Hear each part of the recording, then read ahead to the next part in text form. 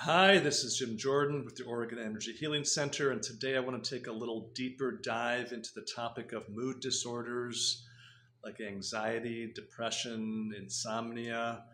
Um, and stick with this video to the end because I don't ever plan out what I'm going to say in these videos, but I'm going to speak to you about this topic from my own personal experience. About coming up on 9 years ago, I had a nervous breakdown in which I suffered from severe anxiety and depression.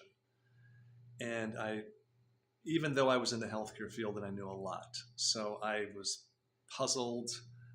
In retrospect, I shouldn't have been puzzled. Okay, I contribute to this. So the first step is it took me a while to take full responsibility of this experience and really question my knowledge that I had about health. And it led me into a much deeper dive into subtle energy medicine. Let's call it subtle energy medicine, things like the energy enhancement system and other things I came across. So first thing, I'm speaking from experience. I understand what it's like. I tried. I felt like I had to try some medication for a very short time, like a few months, and then I said, no, I'm not doing that. I'm going to get to the root cause of this. And there's no way in this video they'll cover in depth the scope of this topic. But I'm going to give you my overview, my basic overview and understanding of how it worked for me and how it's worked with some people I'm currently working with. And then, beyond that, you can contact me. We can go into more discussions, or you can start your own investigation. So there's different aspects of mood disorders. There's different, let's say, causes. There's different sources or combinations of causes. There's physiological causes. There are emotional shock and trauma causes. There are subtle energy causes, and there could be even psychic or spiritual causes. And they can combine and weave themselves together to create the experience of anxiety, panic, um, depression, suicidal depression, even. So, just generally speaking, let me talk about what I discovered or some of the causes in each of these categories and what I did about that. So, physiologically, there are toxins, environmental toxins, heavy metals, chemicals, chronic infections that can create an imbalance in the gut microbiome, and therefore an imbalance in your neurotransmitters, and therefore the experience of mood disorders. So that has to be corrected. You have to detoxify. You have to reestablish the gut microbiome to get that in order. So most of your serotonin is produced actually in your gut. Most people don't know that. So gut health and detoxification are big, big factors. Also, light. Light is a major factor. Having sunlight that helps your body produce melatonin and other neurotransmitters, adequate sunlight, and not too much bright light at night. Which bright light coming from your blue light coming from your phone or your computers can destroy your melatonin levels. So understanding the importance of light and what type of light is optimal for you at which part of the day, that's another major factor. Another factor is actually just the connection to the earth, physically connecting to the earth.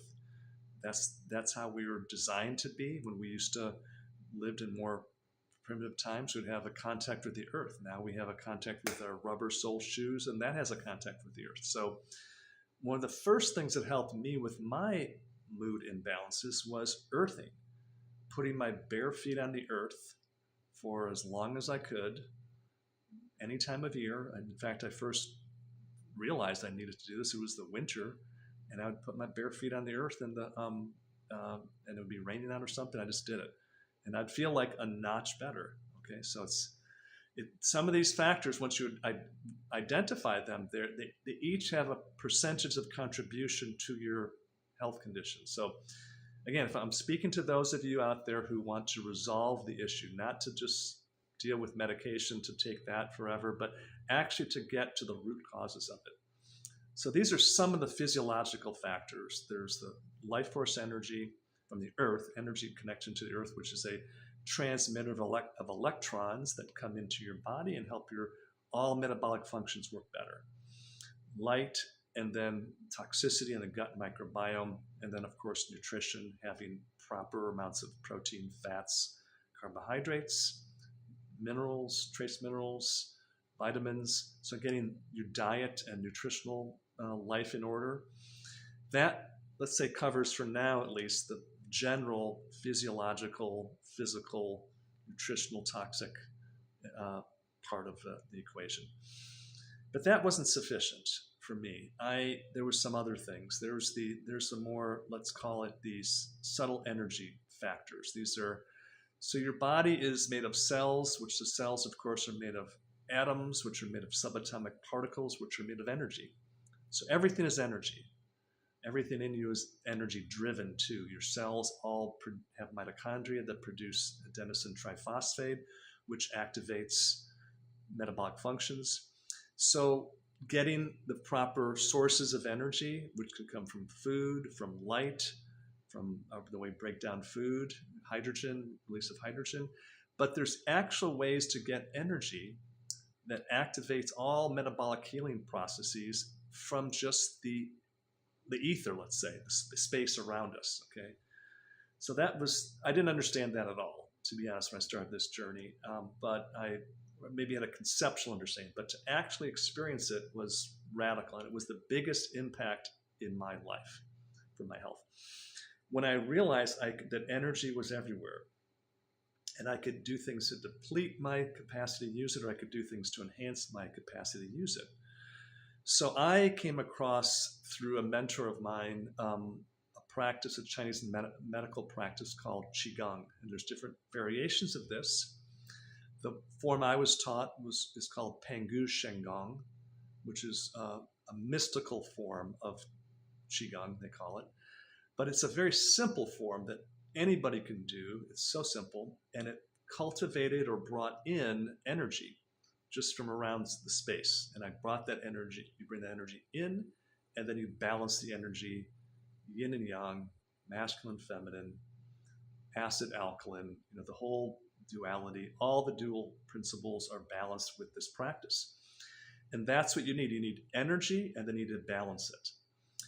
So that practice helped me, and there's other ways to cultivate that energy, of course. There's things that you can do. Just being in nature, you'll absorb life force energy. Just being in a forest, barefoot in the earth, you cultivate energy too. But the combination of light therapy, sunlight, earth, and Qigong practice was, I would say, that combination was critical to bringing in enough energy so I could process the next thing I'll tell you about, but also just to run my endocrine system, digestive system, immune system, and everything else. Everything runs on energy. So the energy, subtle energy aspect of it, which then, of course, there's another component, which is the emotional shock and trauma. We've all had shocks and traumas that has not been processed, that has been sort of stuck in like a bag. A subtle energy bag that's weighing you down. It could go back to your childhood. It could be in your early adult life. It could be last week. But we have to process and move those shocks and traumas, and that's not easy to do. But there's different, the Qigong practice can help you do that. And I used a system. I came across a subtle energy bioenergetic assessment modality called Ness Health. Now it's called Energy for Life, which is a better name for it. Energy for Life, which did an assessment of energetic pathways in my body, mind-body system. It did an assessment of what lifestyle habits needed and support, whether it's more light, more earthing, more water. And it did a subtle energetic assessment of the emotional shocks and traumas, which were priorities to clear and remove. And the system also generates remedies to take, which then are used to activate the healing of that blocked energetic pathway or that stuck emotional shock and trauma. And then as I went through many rounds of that, gradually my system started to function better, and I was able to handle stress, things in life that were not what I wanted, so I wouldn't be ruined by depression. So that was a big, big factor, this Energy for Life bioenergetic assessment and the remedies they provide for my specific priorities I need. So that covers that component. And then another component I would say is, I guess you call it spiritual. There could be sort of subtle energy or energetic draining energies on your energetic field that have to be cleared off. Okay. And that happens naturally as your life force builds up. It just clears off things that shouldn't be on you, stuck on your energetic field. This all might sound very far out, but in my case, I didn't understand it, and now I do. I experienced it, so I know that's the way it works. And I wanted to get healthy, so I did whatever I needed to do. That brings me to the energy enhancement system, this 20-unit energy enhancement system we have here in Talent, Oregon. In my case, my health had already been restored prior to me coming across this technology. However, I would say as I started to do consistent sessions, as I was exploring the energy enhancement system 2.5 years ago, I felt an added level of resilience that I had. Like I felt just another notch stronger, that I could handle anything, that came my way in my life at that time. And that is because the energy enhancement system does many things. It actually increases your cell voltage or life force energy, so your cells are just more alive. They're processing toxins more efficiently. They're regenerating more efficiently. So you have more energy, and it balances the autonomic nervous system, so you're also more balanced. So you're more relaxed, balanced, and more energy. So the net result is your mood will be more stable. Your mood is a result of your energetic depletion and imbalances. That's it. There's nothing wrong with people.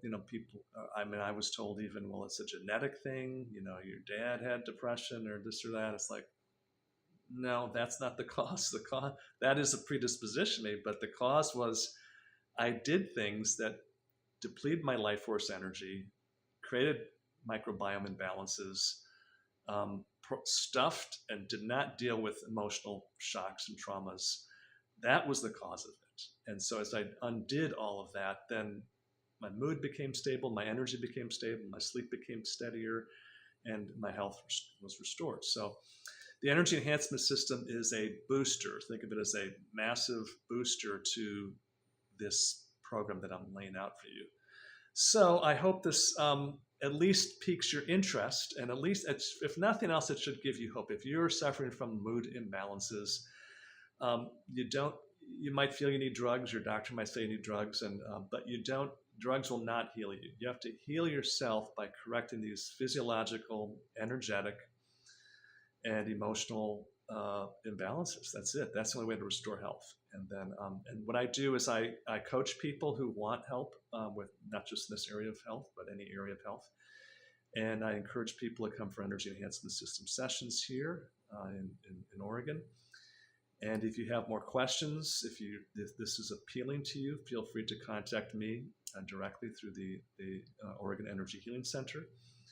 And I'll be happy to have a chat with you to see if I can help you. So this is Jim Jordan with the Oregon Energy Healing Center, wishing you a great day.